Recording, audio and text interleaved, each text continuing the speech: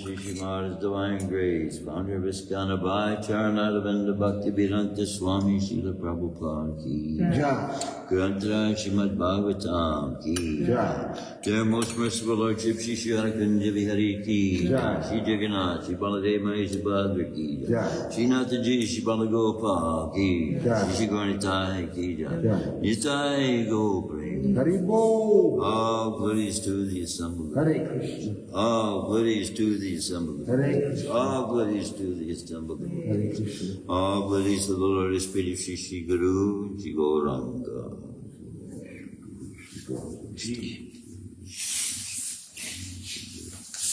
You said 24, right? Om Namo Bhagavate Vasudevaya. Om Namo Bhagavate Vasudevaya. Om Namo Bhagavate Vasudevaya. Om Namo Bhagavate Vasudevaya. Om Namo Bhagavate Vasudevaya. Om Namo Bhagavate Vasudevaya. Narayanam Namaskritya Naram Chaiva Narottamam Devam Saraswatim Vyasam Tato Jayam Ujiraya Nasta Praisha Badreshu Nityam Bhagavata Sevaya Bhagavati Uttama Shloke Bhaktir Bhagavati Naistiki. Just as a reminder, and in reference to the way the tradition has been with Shrimadbhagavatam, is that this was passed down by word of mouth. They didn't write it down, they heard it, they listened. So, more than the function of trying to figure out what the words, even in the transliteration, is as clear as it is, when you study and see how it is. Listening to how we go through the word for word before we go through the verse helps very much for us to be able to know how it's supposed to be sounded. So more than relying on our own ability to transliterate and see how the transliterations are said, is tuning in when it is being spoken to the sound and trying to just repeat whatever sound it was that we have spoken. So we are reading from Shrimadbhagavatam, Canto 1, Chapter 13, text number 24. Agnir Nishritsto Datas Cha Agnir Nishvista Datas Cha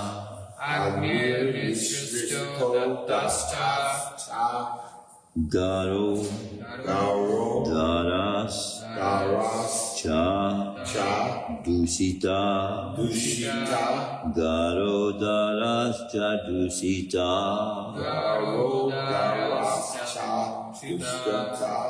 Ritam Kshetram Danam Yesam Ritam Kshetram Danam Yesam Tad Datir Asubi Kiyat Tad Datir Asubi Kiyat Agnir Nishvista Datascha Agnir Nishvisto Datascha Garodarascha Dusita Garodarascha Dusita Ritam Kshetram Danam Yesam Ritam Kshetram Danam Yesam Tadater Asubikiya Tadater Asubikiya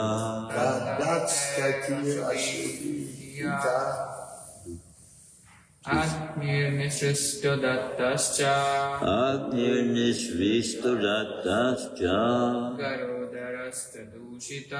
Garodarascha Dusita Ritam Kshetram Danam Yesam Tadater Asubikiyat Agnir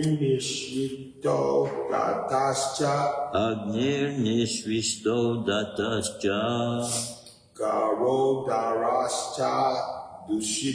Garodarascha Dusita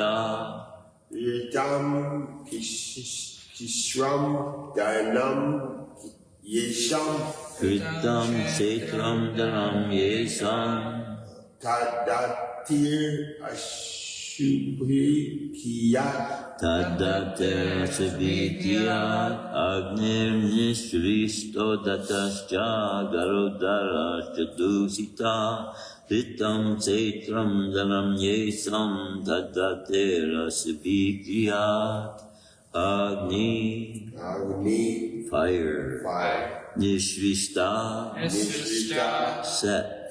Data, given. Cha, and. Gara, poison. Dara, married wife. Cha, and. Dushita, insulted. Ritam, usurped. Kshetram, kingdom. Dhanam, wealth. Yesam, of those. Tat, there. Tatai, given by. Asubi, subsisting. Kiat, is unnecessary. Agnir Risto Datascha Garodarascha Dusita Vritam Setram Dharam Yesam Tadater Asubikiyat. Translation and purport by His Divine Grace Abhay Charanarvinda Bhaktivedanta Swami Srila Prabhupada. There is no need to live a degraded life and subsist on the charity of those whom you tried to kill by arson and poisoning. You also insulted one of their wives and usurped their kingdom and wealth. Please repeat. There is no need to live a degraded life. There is no need to live a degraded life and subsist on the charity of those whom you tried to kill. And subsist on the charity of those whom you tried to kill by arson and poisoning. You also insulted one of their wives. You also insulted their married wife. And usurped their kingdom and wealth. There is no need to live a degraded life and subsist on the charity of those whom you tried to kill by arson and poisoning. You also insulted one of their wives and usurped their kingdom and wealth. Purport. The system of Varnashram, religion, sets aside a part of one's life completely for the purpose of self-realization and attainment of salvation in the human form of life. Well, that is a routine division of life, but persons like Dhritarashtra, even at their weary, ripened age, want to stay home, even in a degraded condition of accepting charity from enemies. Vidura wanted to point this out and impressed upon him that it was better to die like his sons than accept such humiliating charity. 5,000 years ago, there was one Dhritarashtra, but at the present moment, there are Dhritarashtras in every home. Dhritarashtra's in every home. Politicians especially do not retire from political activities unless they're dragged by the cruel hand of death or killed by some opposing element. To stick to family life to the end of one's human life is the grossest type of degradation. And there is an absolute need for the Viduras to educate such Dhritarashtras, even at the present moment. Om Jnanatamarandasya Ganandana Shalakaya Chakshusu Militam Dena Tasmai Shri Gurave Namaha. Wow, what a drastic statement being made here by Srila Prabhupada. This is his purport, commenting on, applying this very verse.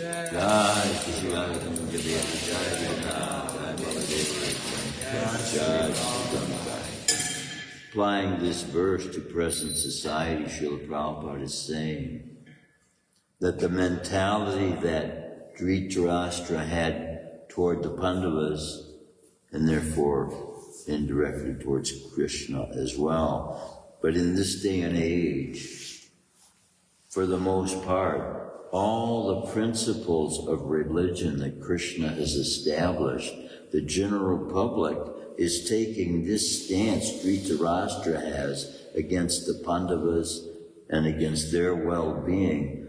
They're taking that stance towards Krishna's principles, the four regulative principles that we keep and honor as that Krishna expects of his devotees.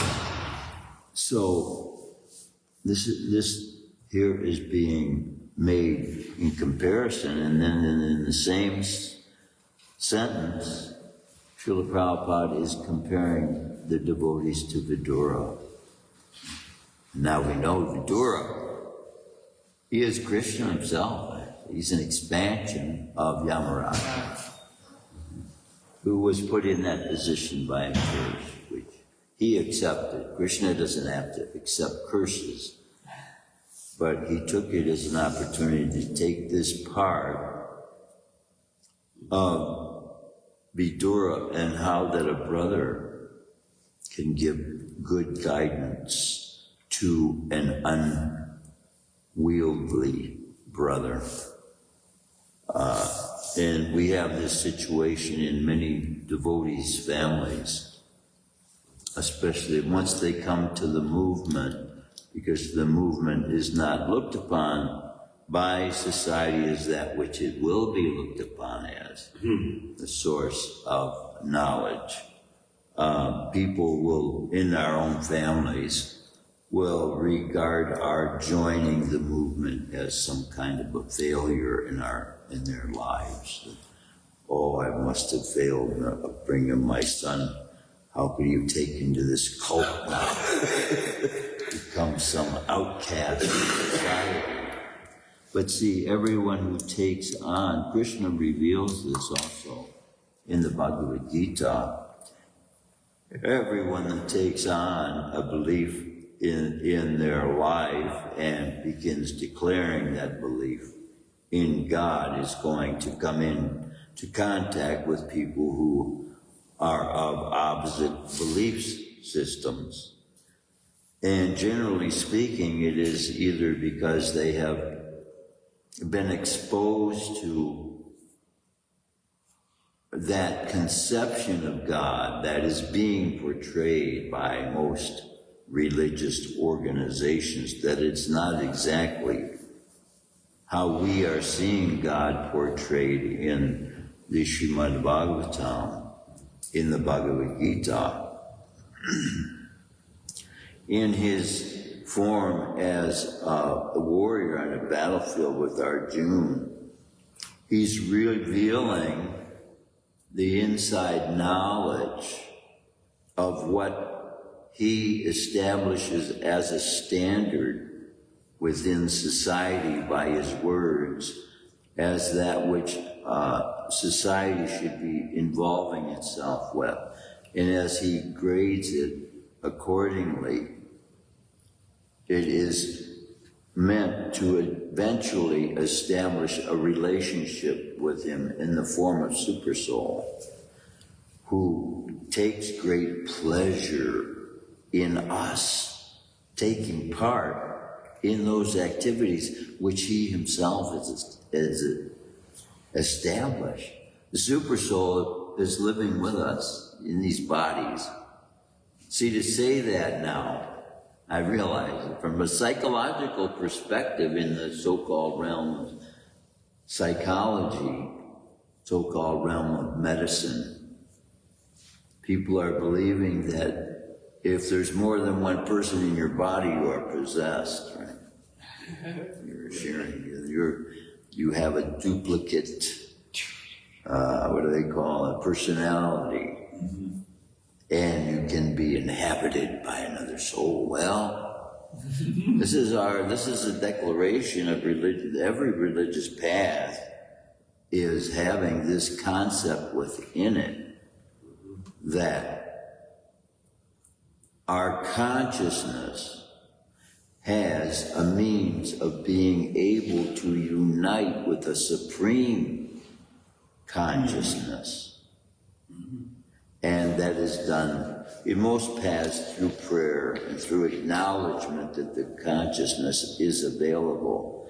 But in Krishna consciousness, our understanding is that that consciousness is always available, but only as we acknowledge, are we taking advantage of it, are we knowing the value of the presence of the Supreme Consciousness within us. But can you imagine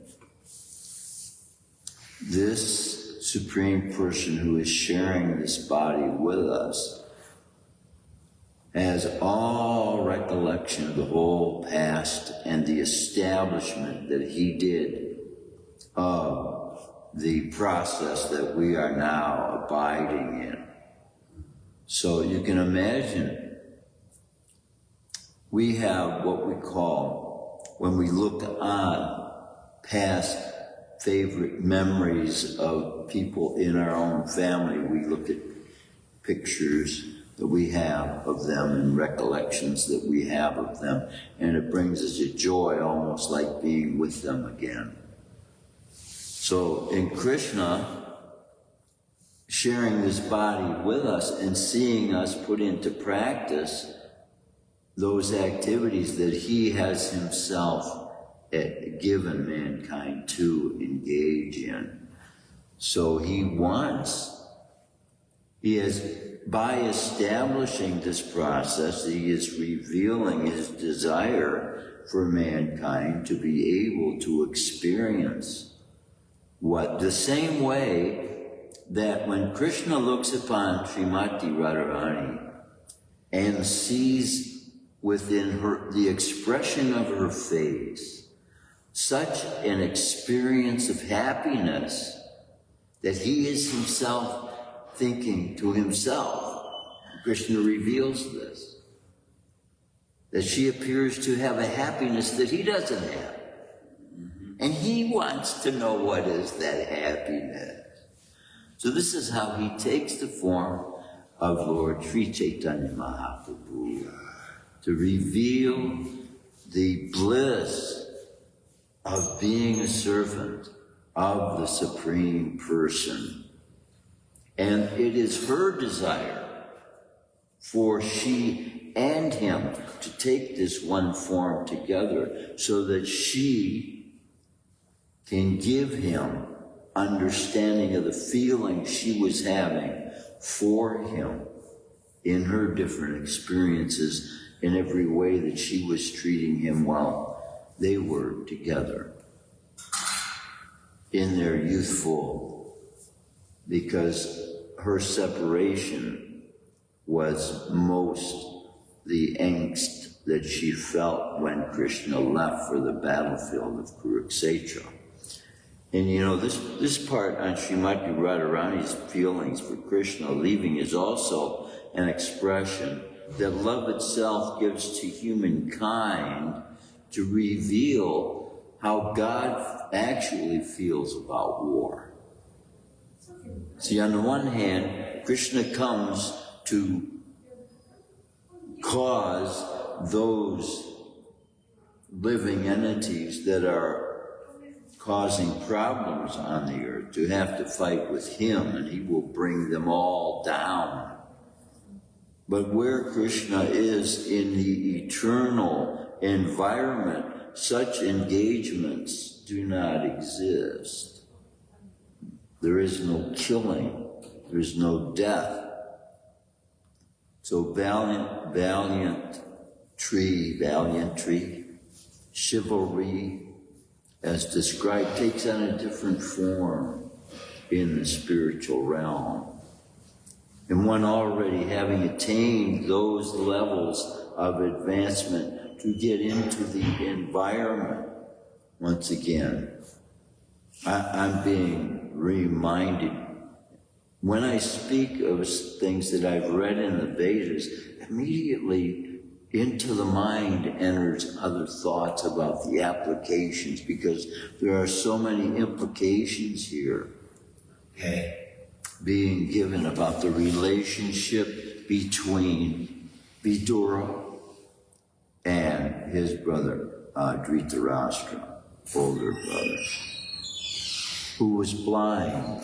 And Srila Prabhupada, when this is brought out about him in the Vedas, points out it's not necessarily that a person who is born blind is necessarily blind spiritually. Okay. But in the case of Dhritarashtra, he was also blind spiritually. And he had, because of his desire for him to be in the king's position, he also wanted his sons, because of his desire to have his sons as ruling under him. So this is revealing to us what kind of injustice is allowed to rule when those who are not qualified are put in the positions of leadership, in which we see is happening in the earth right now. And now, yesterday, I got the addresses of each and every representative in the whole United States. Okay. Fax numbers. Okay. Which will enable us, maybe I shouldn't say this is being made public,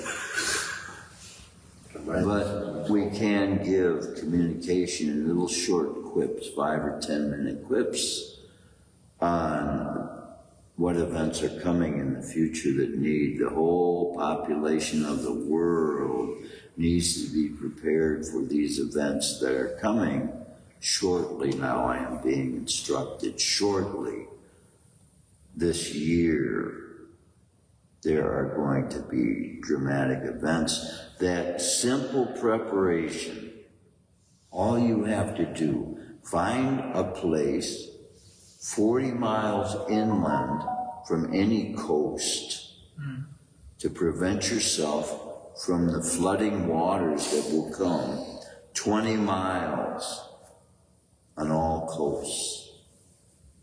I feel as though I repeat this a lot, but I can't help myself because I realize what a disaster this is going to be looked at by so many people who are going to be taken in by this thing when so little needed to be done to prepare for it with the facilities we have now in the way of gasoline powered vehicles that can take us 100 miles in a couple hours. Very simply, sit in one place and push your foot on a pedal and boom, you're there in 2 hours.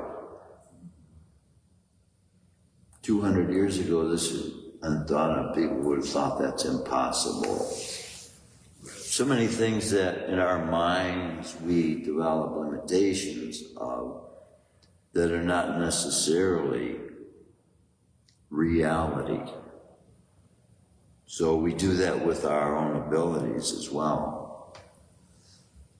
I find myself, I observe the classes that I give and I have a nervous, fidgety thing. I have to do something with my hands all the time. So I'm catching myself right now doing that. But see, this is in a sense a reflection of the fact that the soul is an active form of energy constantly, with more energy force than billions of our sun. Billions of our sun. Right.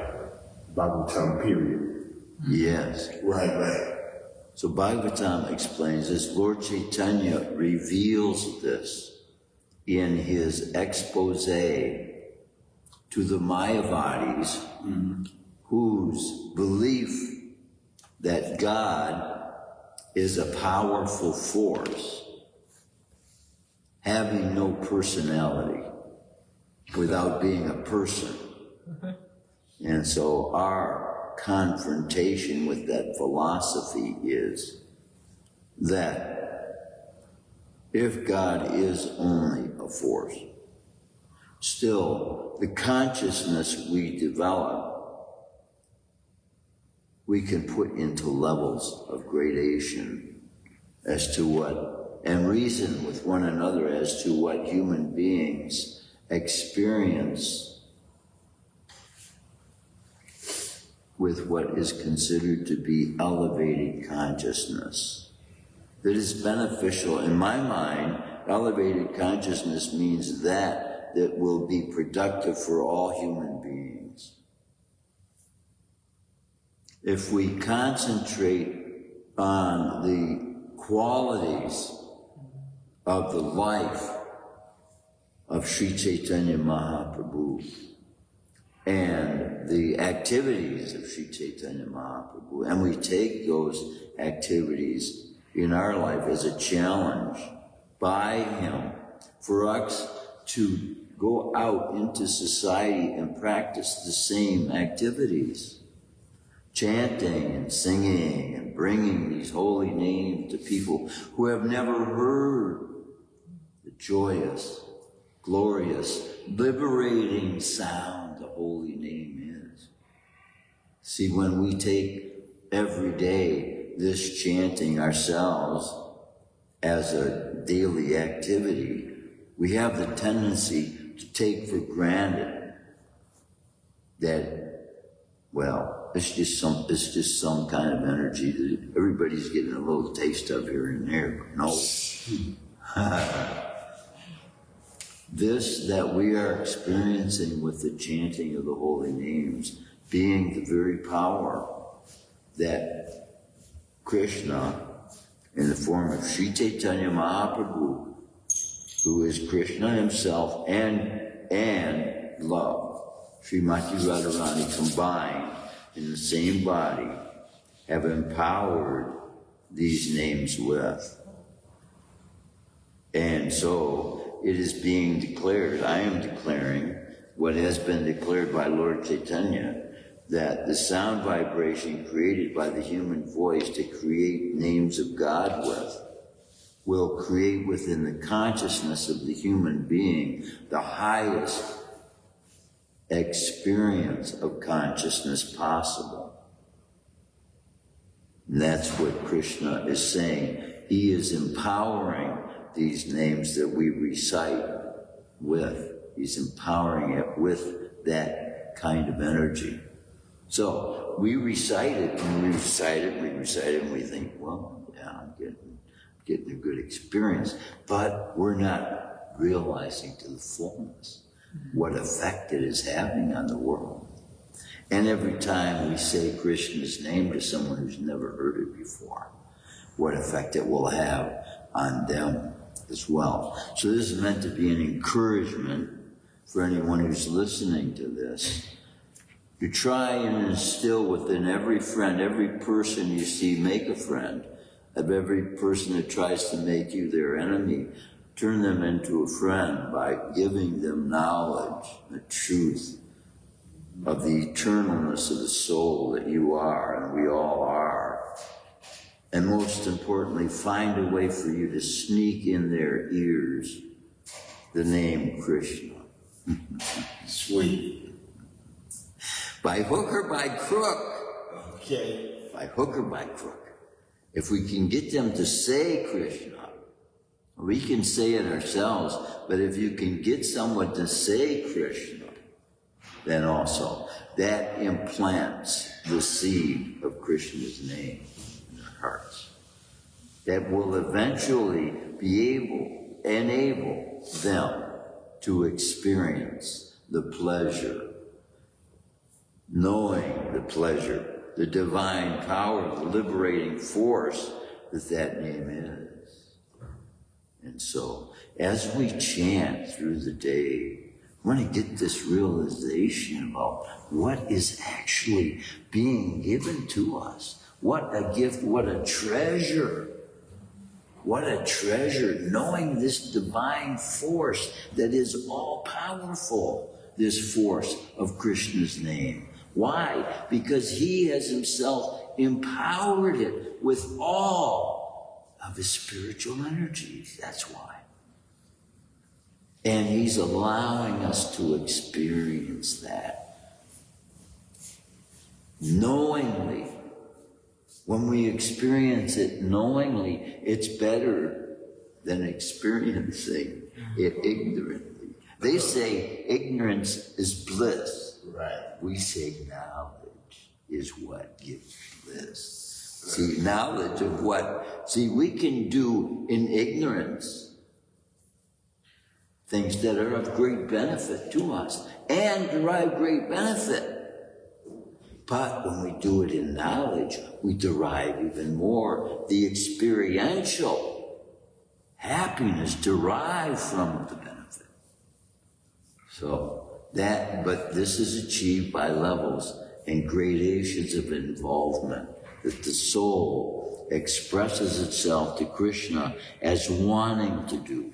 Krishna, every day we're saying, Krishna, please engage me in your service. Please, I want to engage in your loving devotional service. And by that act, then Krishna gives all the increase. Anything we lack, he provides. Everything we're holding on to that we don't need, he gives us the means of being able to release ourselves from the chains that hold us to those attachments. That is done by the chanting of these holy, sacred, all-powerful names. Hare Krishna, Krishna Krishna, Hare Hare, Hare Ram, Ram Ram, Hare Hare. What a experience for human beings to have with God that is so much being neglected. But I shouldn't say neglected, but it is being neglected by people who do know, actually. People who have been given this gift, and by not taking full advantage of what it has to offer, it's like casting the gift aside. Someone ever give you something and then you just throw it in the garbage, right? Something that was of great value to them. So our expression in taking these names to everyone where we go is our expression of appreciation to Krishna. Yes, I know what you've given me is valuable, and I want to reveal it to you how valuable it is to me now by giving it to everyone. What is it that increases value when it's given? That's what we want. That's what we have. That's what Krishna's name is. It increases. What does it say in the Shikshastakam? This ocean of nectar is increased. So there is an ocean that was churned within this universe at the beginning of the foundation of the universe by those living beings that had been enabled to advance to the extent of personal association with the Supreme Person who was telling them what to do in the churning of this great ocean. There was a nectar that was produced at that time, we're talking about billions, trillions of years ago, which is still to this day being drunk in the heavenly plane as a means of the long life they are granted to be able to live in that environment that they have gained access to by the consciousness they have developed towards God. Now, Krishna, God, combining himself with his magnificence of his mercy, tender kindness of love, He manifests himself as that force and power, that law, justice, karma manifests in this world by taking that form of an overpowering person who can kill millions of people. Has the ability to do that. Yet unites with that form of love, eternal love, in the same body of Lord Chaitanya to reveal the completeness of the Godhead that Krishna is. The completeness, the way. Completeness. The way. Because Krishna and Srimati Radharani combined in one body, that's Lord Chaitanya. This is the form he takes with the specific purpose of saving all the living entities in these universes that he enters into. It is God's purpose to deliver everyone. He even gives liberation to demons, so what to speak of those who are surrendering to him. And he's giving a process to them for them to be able, for us, to be able to be relieved. It's like medicine to a wound. The teachings he gives for us to be able to experience at every hardship we're faced with while we live and act under his orders. He gives us a salve of his holy names to heal the hurt and the pain caused by those attachments we have made in this material world to the things that do not produce anything but suffering. So we have relationships we build with people. If those relationships are built on love, they will be known as eternal relationships when we enter into that eternal environment that we will bring all of our loved ones with us to.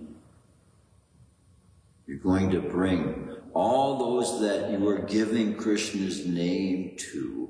When you become pure soul, when you become purely dedicated, Scripture says, I'm not making this up, Scripture says, you will bring with you 10 generations past that you've lived with, that was your mother, father, grandfather, great-great-grandfather, great-great, 10 generations past. You'll bring them with you. That makes you a savior. If you can perform these activities with a pure heart, with the desire only to please Krishna, that's all he asks us to do.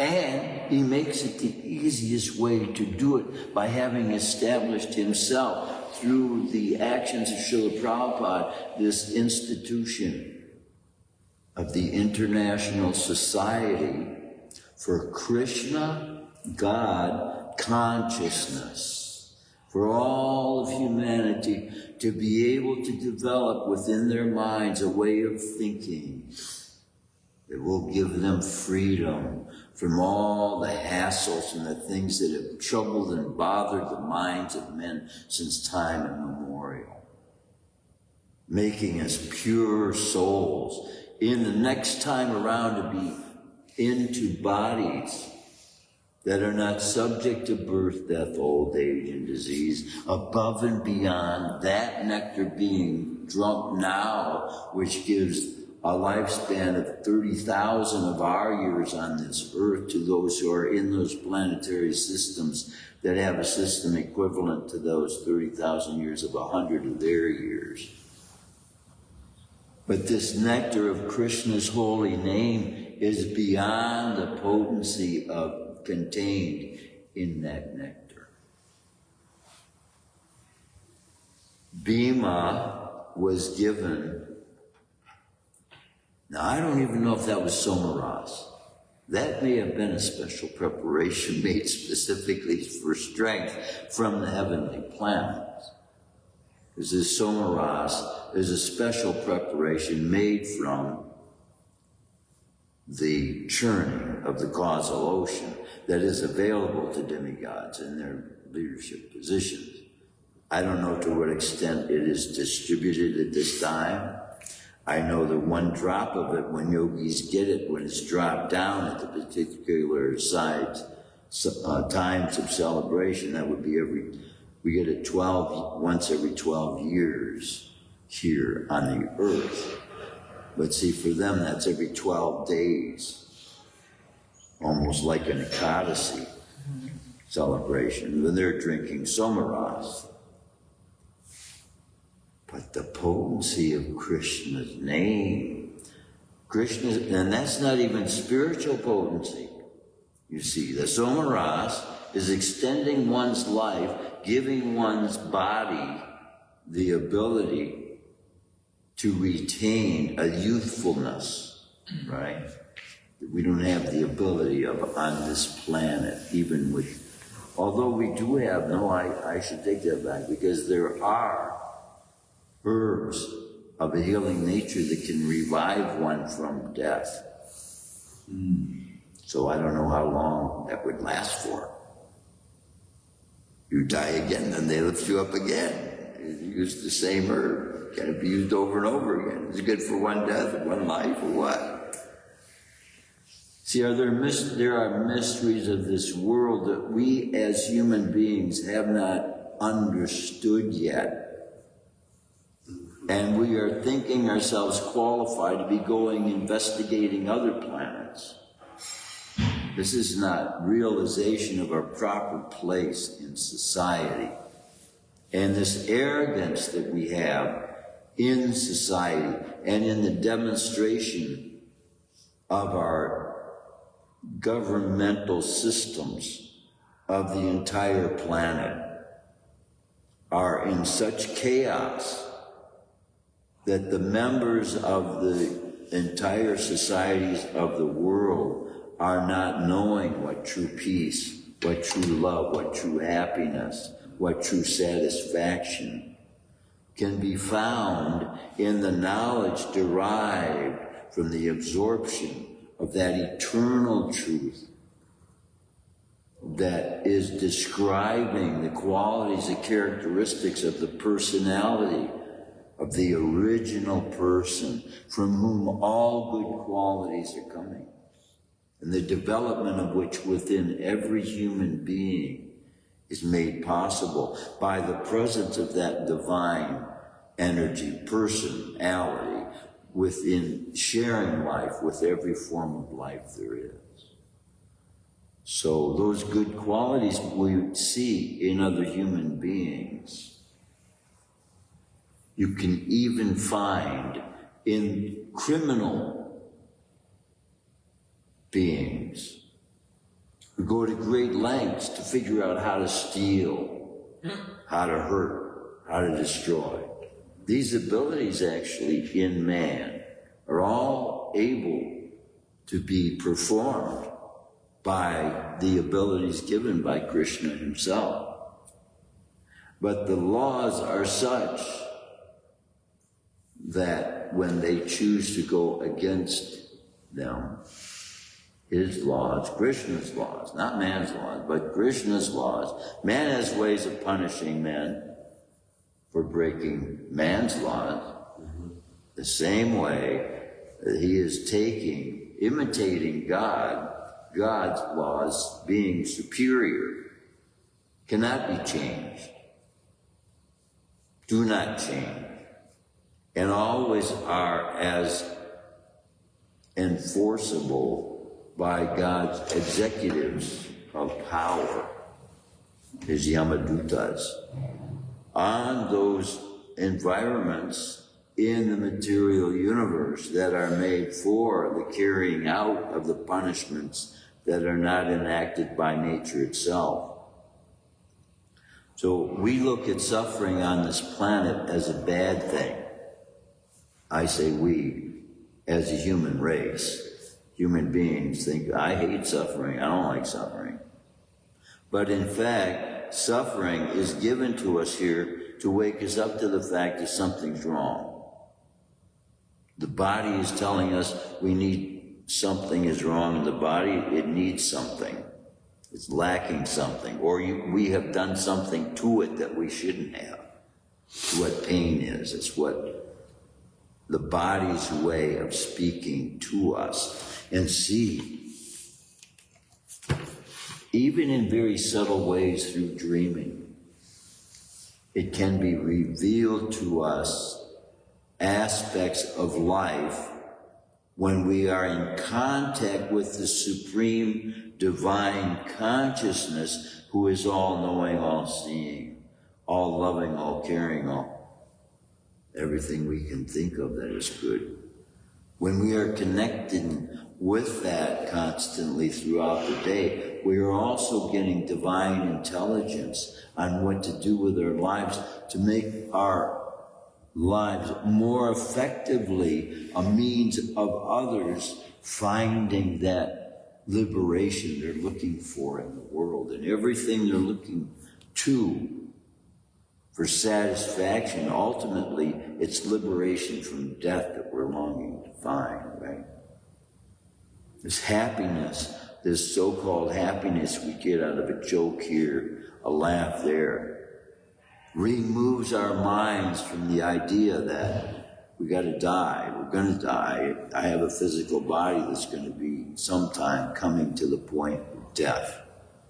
But if somebody can show me a way to avoid that, and that's what Krishna himself, death personified in the form of Yamaraj, and in the form he's taking to liberate us in the form of Lord Chaitanya, the same person,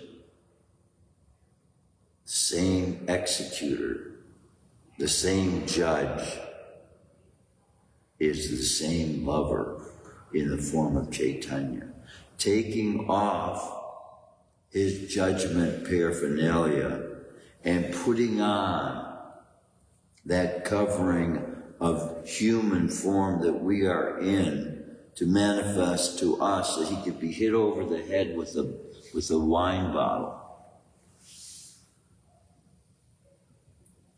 and show both aspects of that personality of Krishna and Srimati Radharani by this one act of forgiveness that he gave to Maharaj when Lord Nityananda, in the form of Krishna's happiness, Nitya, eternal, Nanda, happiness, right? This is Krishna's happiness, the same form he takes in the form of, in Krishna Leela, as Krishna's strength, Balaram, Krishna's strength. And simultaneously, Krishna's happiness. I used to work out with weight. And being strong, it's a kind of a happiness when you have the ability to do things that you didn't have before you developed the strength to do it, right? You can pick up a 100-pound bag of potatoes without as much effort as it took. But it is a level of happiness that we are deriving from the use of the physical energies that we have to manipulate these physical bodies. It is not spiritual happiness. Now, happiness that they were deriving in their use of martial arts was being derived from the use of mantra. So, that happiness that we might think is somewhat elevated in the form of that pleasure we take from being healthy because we can perform the activities, that's of a much better state we would think of to be able to be active than it would be if we're in a sick bed.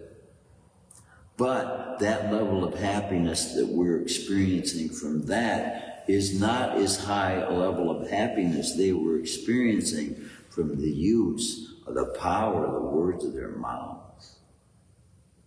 Atomic power by the recitation of their mouth, mantras.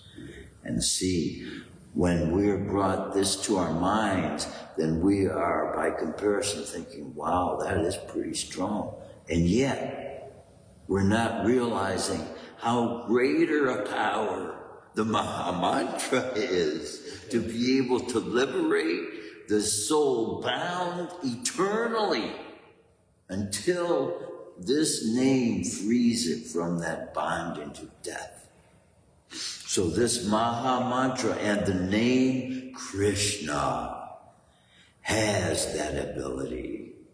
And all of us who are being given these names in this sacred Maha, the great mantra of deliverance. You have to take this with knowledge and know its power, know its force, so that it will be to us a prod. We want to deliver it to everyone we can get the sound vibration of it into their ears. Everyone who has ears that we can get that sound into. That means congressmen and leaders are those that can give it to more than we have the ability to give it to. So if we give it to them and they become liberated, then they can liberate others. But until Washington's leaders are liberating others, they're bound themselves by their own shackles of karma. If you don't have the ability to liberate a soul from its own karmic reactions, then you're not liberated. If you're not liberated, what place do you have calling yourself a leader in government if you can't liberate your subjects? And that's the difference being made between Yudhisthira Maharaj, the incarnation of religion, who holds the ability to liberate one by his relationship with Krishna. See, Yudhisthira is revealing in his life the superiority of Krishna. Not his own superiority, but what makes him a superior person is that pure relationship he has with Krishna. And that's what makes us devotees capable of being able to liberate people, is the fact that we are developing this relationship constantly more and more each day. Even as we only chant 16 rounds every day, the experience is constantly increasing of the love that Krishna has for us. And so we can't help but want to give it, because Krishna's giving it to us. He's going to fill our cups overloaded, packed down and overflowing. Yes, it is. The words Christ used was, there is a well of water flowing from within me that you don't know of, that I drink of that you don't know of. When he went to the well, and a woman was offering him water from the well, he said, "Woman, if you knew who it was that you were offering it to." And then he revealed that, see, this connection we have with Krishna in this same body, sharing this body with us, is really something to be known about. The full realization of it is what Srila Prabhupada brought with him from India. Even though he had 2 heart attacks on the Jaladuta, 2 heart attacks, still hadn't even begun his mission instructions. Following the instructions of his spiritual master, his mission had yet to begun by establishing the institution now, giving the world the opportunity to find liberation from the bonds of birth, death, old age, and disease, and everything that includes, with the karma reactions of every human being on the planet. Can you imagine? That's the force that these holy names have, to be able to liberate us all. We should be pretty happy. Yes. There's reason to be happy with that thought, isn't it? It's supposed to bring us bliss. Right. We're supposed to know what the bliss of this is. That's why knowledge is greater than, chanting it with knowledge is greater than chanting it in ignorance. But first we give it to them. They don't know what it is, what value there is. And yet they will get tremendous value just by saying Krishna's name. Anyone have any realizations, any comments, anything you might like to share that can liberate someone? I just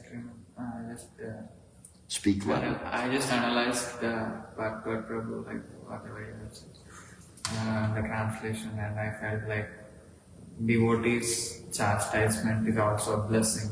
Yes. Well, this is what Vidura is trying to give to Dhritarashtra. Whether he's going to accept it or not, we will see.